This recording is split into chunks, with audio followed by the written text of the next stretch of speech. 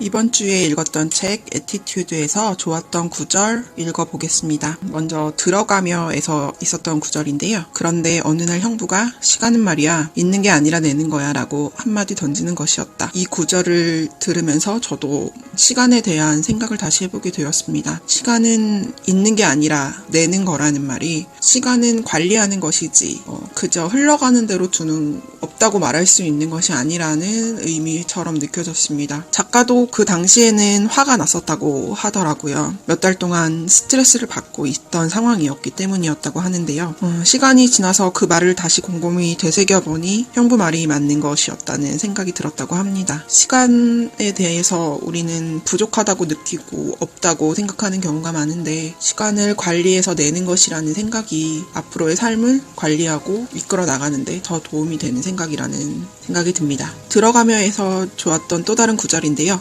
어쨌거나 만성적으로 시간이 부족해서 허덕인 것은 타인이 아니라 나 스스로 선택한 결과였을 뿐이다. 앞서 말씀드린 시간에 대한 개념에서 같이 이어진 구절이라고 볼 수 있겠습니다. 그 다음 구절은 어떻게 사느냐는 우리가 스스로에게 어떤 삶을 준비해 두느냐, 어떤 태도로 살아가느냐에 달려있다. 지금 말씀드렸던 이 문장이 결국 이 책을 관통하는 문장인 것 같습니다. 스스로에게 어떤 삶을 준비해 두느냐, 그리고 어떤 태도로 살아가느냐, 그것에 대해서 점검하고 생각해보게 하는 책이었던 것 같습니다. 다음 구절입니다. 행복하게 살기를 원하는 사람은 자신에게 무엇이 좋은지 깊이 생각하고 선택을 해야 한다. 그렇습니다. 삶을 살아가면서 선택하는 것, 그것을 강조하고 있던 책이었고 이 문장도 역시 같은 맥락에서 나왔다고 볼 수 있습니다. 다음 구절입니다. 당신은 여러 가지 가능성을 일종의 멋진 제안으로 받아들이면 된다. 가능성을 제안으로 받아들인다는 태도가 좋아서 북마크해둔 구절이었습니다. 다음은 독일의 바이에른 지방 사람들은 더 많이 살피면 더 많이 보인다라고 했다. 더 많이 살피면 더 많이 보인다라는 말에서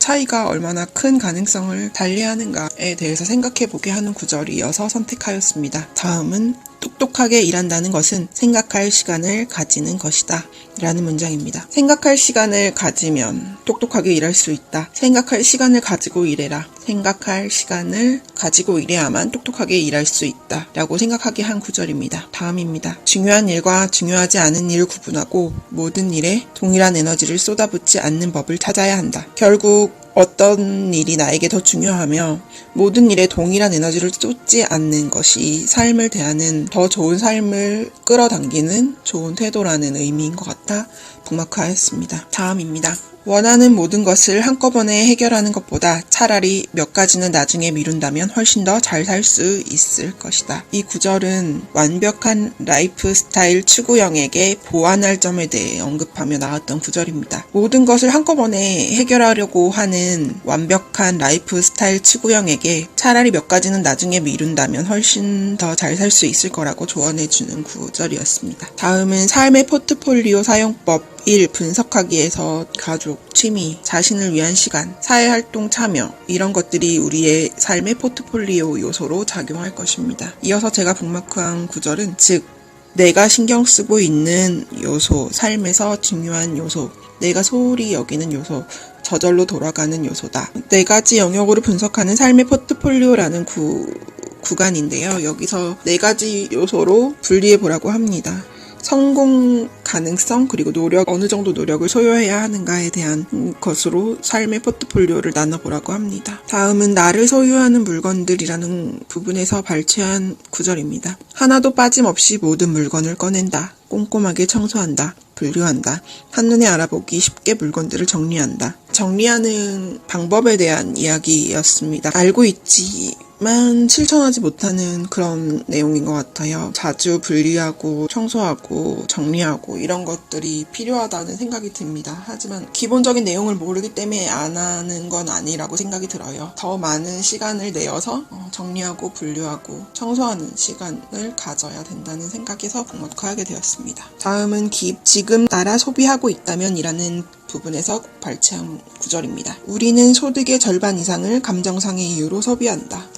감정상의 이유로 소비하고 있는 것들이 얼마나 많은지 생각해보게 하는 구절이었습니다. 만약에 감정을 조절한다면 그러면 소득의 절반 이상을 소비하는 일은 없을 거라는 생각이 들기도 하고 감정을 관리해야 소비를 관리할 수 있겠다라는 생각이 들게 하는 구절이었습니다. 다음도 같은 부분에 속한 구절인데요. 미국의 단순하게 살라 운동의 대표자 중 한 사람인 일레인 제임스는 그렇듯 충동적으로 물건을 사는 경우를 방지하기 위해서 30일간의 목록을 작성하라고 충고한다. 저도 사실 장바구니에 물건을 오랫동안 담아두고 정말 필요한지 몇 번이고 생각하고 하려고 노력을 하는 편입니다. 실제로 담아둔 것들의 많은 것들은 구입하지 않는 경우도 많습니다. 가장 좋은 물건만 산다.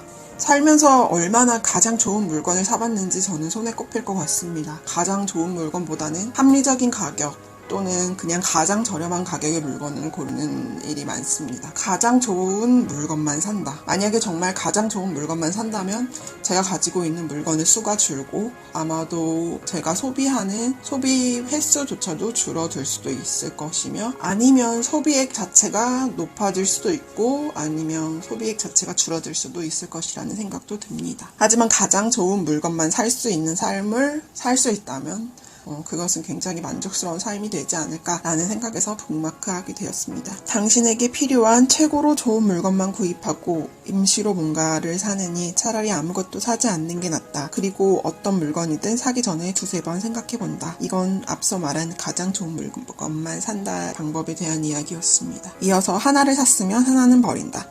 옷장을 정리할 때 하나를 사면 하나를 버린다라는 충고를 들었던 적이 있는데요. 옷장을 정리하는 것뿐만 아니라 다른 물건을 구입하면서도 다른 물건 하나를 버리는 게 맞다는 생각이 들었습니다. 그리고 역으로 생각해 봤을 때 내가 하나의 물건을 버린다면 하나의 물건을 사도 좋다 이렇게 생각해 보기도 했습니다. 다음은 목표를 정하는 것에 대한 구절인데요. 목표를 이렇게 적어보는 게 어떨까? 늦어도 다음 주 주말까지는 옷장을 정리한. 이렇듯 확신을 담고 있는 목표를 기록해보자. 그냥 막연하게 쓰레기통을 다시 사야 할지도 모르겠다. 이렇게 목표를 정하지 말고 아마도 정확한 시기와 그리고 정확한 행동에 대한 목표를 정하는 게 좋다는 의미였던 것 같습니다. 네, 다음은 모든 것을 잘할 필요는 없다에 나오는 구절인데요. 가능하면 별 어려움 없이 두각을 나타낼 수 있는 일들만 한다. 그리고 잘 해낼 자신이 없는 부분은 파트너나 동료, 심지어 경쟁자에게 기회를 준다. 이 문장도 저에게 어떤 생각을 들게 했던 것 같습니다. 두각을 나타낼 수 있는 일들만 하고 자신이 없는 부분은 다른 사람에게 넘긴다. 내가 잘할 수 있는 것에 집중하고 잘하지 못하는 것은 다른 사람에게 넘긴다는 이야기였는데요. 어떤 면에서는 이런 자세도 필요하다는 생각이 들어 북마크 해보게 되었습니다. 다음은 나에게 완전히 몰입하고 있는가 라는 부분에서 가장 맨 처음 나오는 인용구입니다. 때로는 휴식이 당신이 할 수 있는 가장 생산적인 일이다. 마크 블랙. 휴식이 가장 생산적인 일이라는 그 생각 자체가 되게 매력적이게 느껴져서 이 문장을 북마크하게 되었습니다. 다음은 여가 시간을 일로 채우지 마라에서 나오는 구절입니다. 어떤 취미를 가질지 고민될 때는 집중해야 하는 것과 느긋해도 되는 것 사이를 번갈아 가며 선택한다. 취미를 단순히 좋아서 한다고만 생각했는데요. 이렇게 집중해야 하는 것 그리고 느긋해도 되는 것 사이를 번갈아가며 선택한다고 생각해 본 적이 없는 것 같아서 이 생각을 채택해 보고 싶었습니다. 다음은 식사에 담긴 사회적 가치라는 구절에서 뽑아봤습니다. 건강한 영양 공급이란 매일매일의 작은 결정들의 합이다. 저도 이 문장에 동의합니다. 살면서 식단 관리, 그리고 먹는 것에 대한 관리, 그리고 내 움직임, 운동하는 것에 대한 관리가 얼마나 필요한지, 그리고 신경을 쓰고 관찰하고 인식하는 것이 얼마나 큰 도움이 되는지 생각합니다. 더불어 내가 먹고 마시고 내 몸에 들어가는 것들은 결국에 나의 작은 결정들의 합이며 의식하지 않고 무의식적으로 했던 것들이 나에게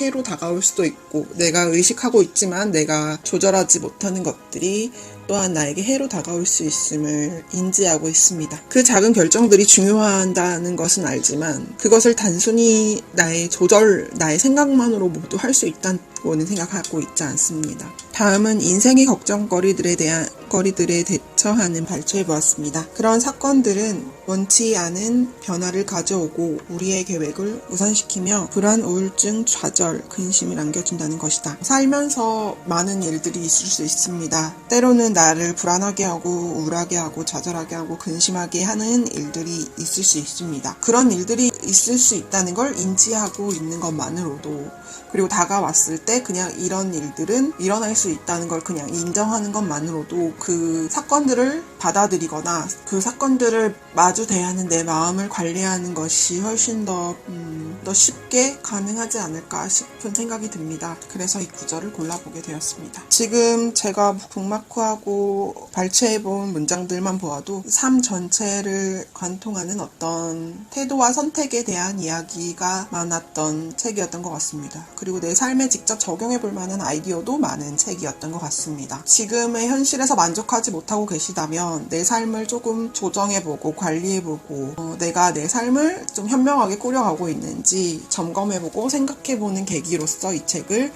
읽어보는 것도 좋을 것 같습니다.